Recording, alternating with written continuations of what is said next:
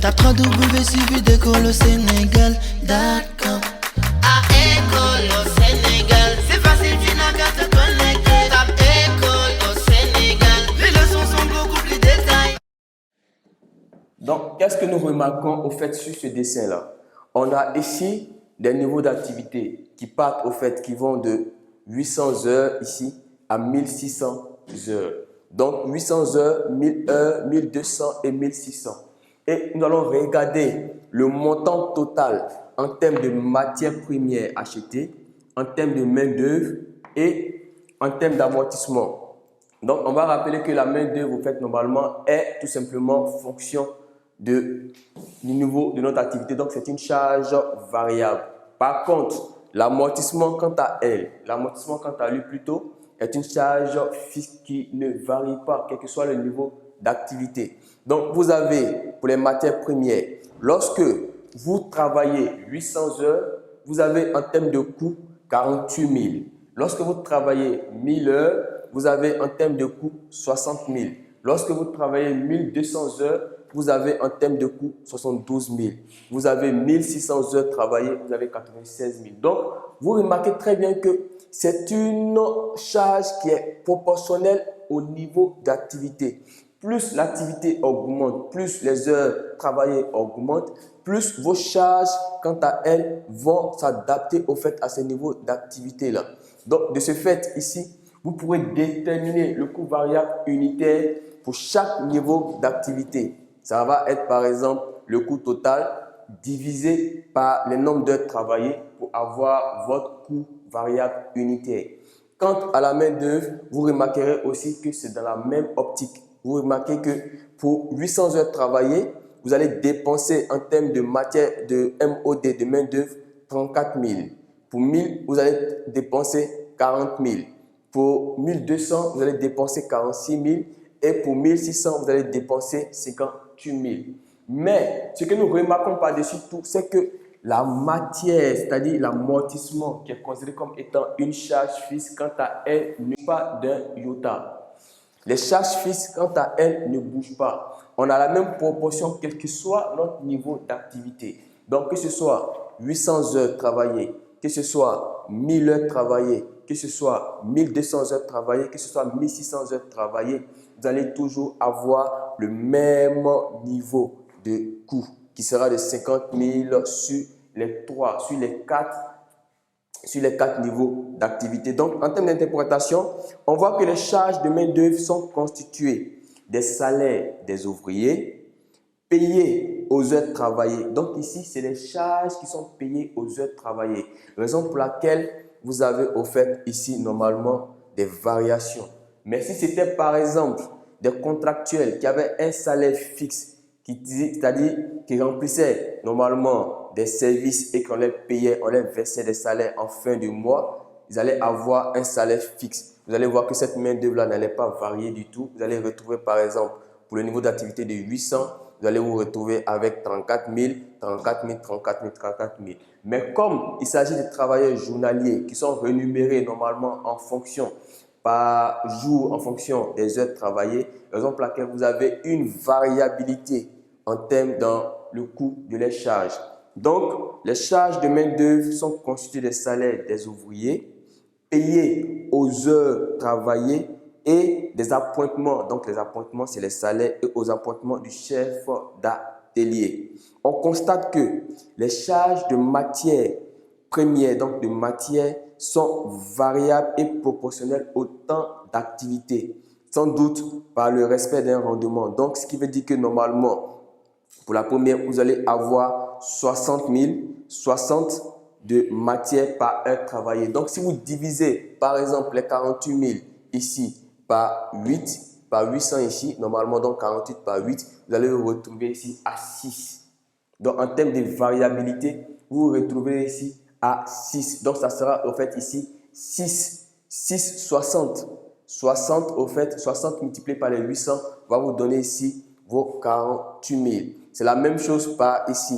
Lorsque vous divisez les 60 000 par 10 000, vous vous retrouvez à 60. Lorsque vous divisez 72 par 12 ici, vous vous retrouvez à 60. Lorsque vous divisez au fait les 96 ici, là, 96 par 16, vous retrouvez à 60. Donc, en termes de charge variable unitaire, la charge variable unitaire va être de 60 sur chaque niveau d'activité concernant la matière. Donc, pour chaque matière première, vous devez débourser pour chaque heure travaillée 60 francs. Donc, ces 60 francs multipliés par le nombre, le niveau d'activité total va vous donner au fait le coût total de cette activité. Donc, de ce fait, les charges de matière sont variables et proportionnelles au temps d'activité, sans doute par le respect d'un rendement. Donc, 60 francs de matière par heure machine.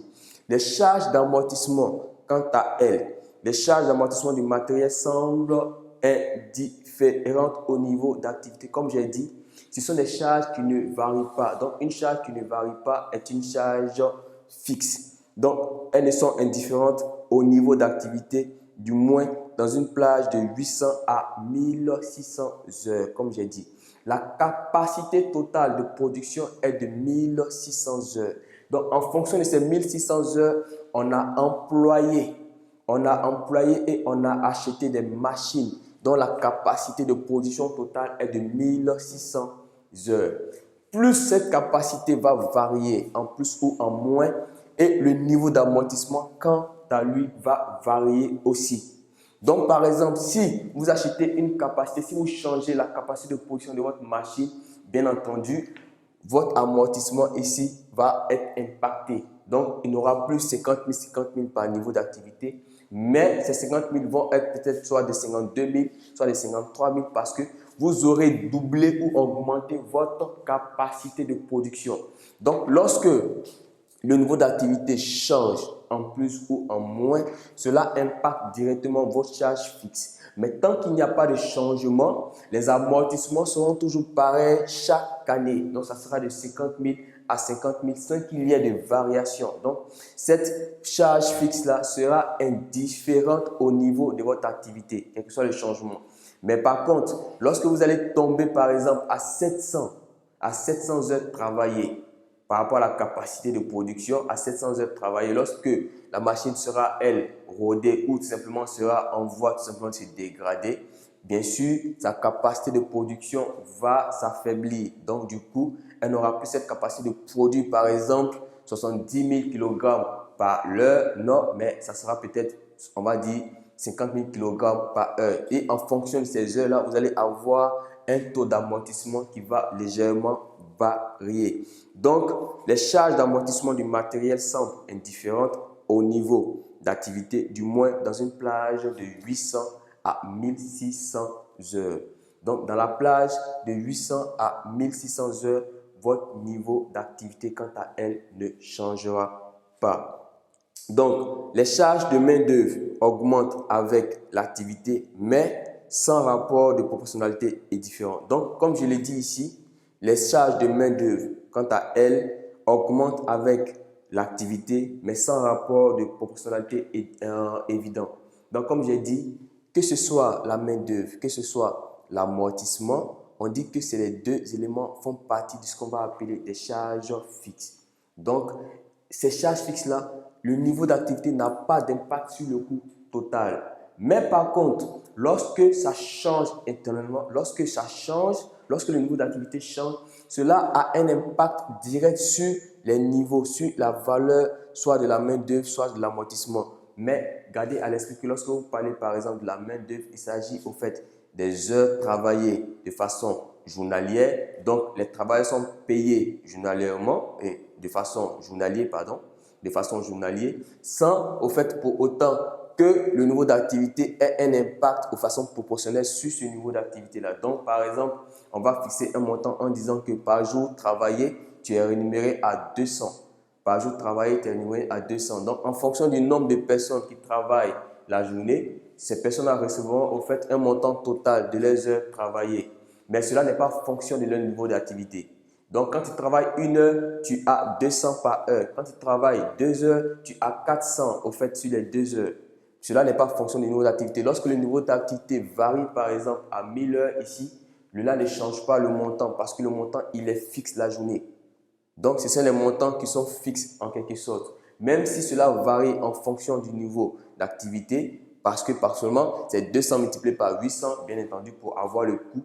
Mais on considère que c'est des charges qui sont fixes. Donc, on a aussi des charges qui sont semi-variables. Donc, c'est quoi une charge semi-variable? C'est à la fois une charge qui a une partie variable et une partie fixe. Les informations complémentaires fournies font apparaître que les charges, par exemple, de main-d'œuvre, donc dans les charges de main-d'œuvre, il peut avoir une partie qui peut être variable et une partie qui peut être fixe. Donc, c'est de nature composite, sans doute fixe pour la partie des appointements. Donc, lorsque nous parlons des parties des appointements, on parle de salaire du chef d'atelier et variable par le reste. Donc, par exemple, pour les salaires qui sont versés, cette partie-là, elle est tout simplement fixe. Lorsque vous versez, on vous fait un salaire, ce salaire-là, il est fixe. Il peut y avoir des changements qui peuvent s'opérer, ça peut être des changements de variables, mais votre salaire, il est fixe, il ne change pas. Mais par contre, lorsque vous travaillez, vous êtes rémunéré par exemple à l'heure, par exemple aux heures travaillées ici, il va avoir une variabilité de ce salaire-là. Donc, il va être composé de la partie fixe et de la partie variable. Donc, c'est en cela que nous parlons au fait de charges semi-variables.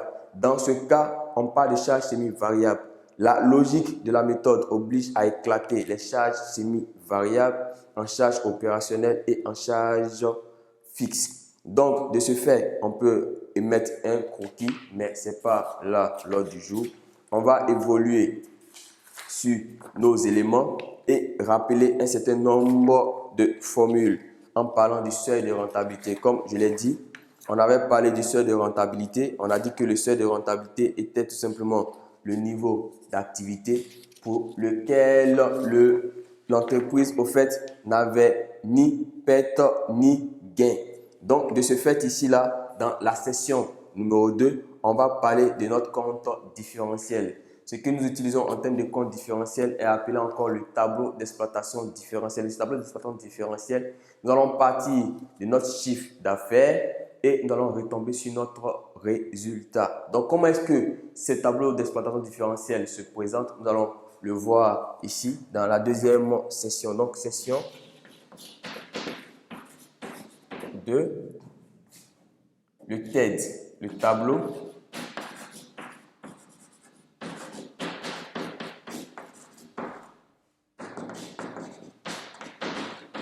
d'exploitation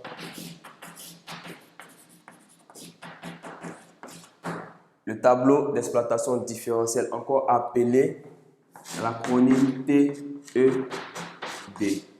Donc, dans ce TED, comment est-ce que cela se compose? On dit que l'utilisation des charges variables permet de la mise en évidence des résultats intermédiaires. Donc, de ces résultats intermédiaires, vous allez par exemple avoir la vente de marchandises moins les charges variables va ressortir votre marge. Ensuite, de cette marge-là, les marges doivent être suffisantes afin de couvrir vos charges fixes. Donc, la différence entre marge et charge fixe va vous donner votre résultat. Donc, l'utilisation des charges variables permet la mise en évidence des résultats intermédiaires par le calcul des coûts partiels et des marges, thèmes qu'il faut préalablement définir. Donc, le plan comptable, le Cisco WADA, définit les thèmes suivants. Le résultat, c'est quoi le résultat? On dit que le résultat, c'est la différence entre le prix de vente et les coûts de revient dans le cas du coût complet.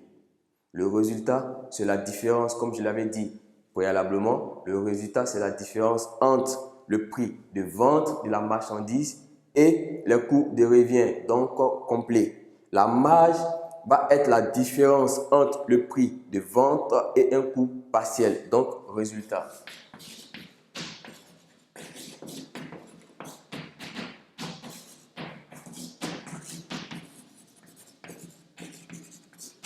Différence entre le prix de vente et le coût de revient.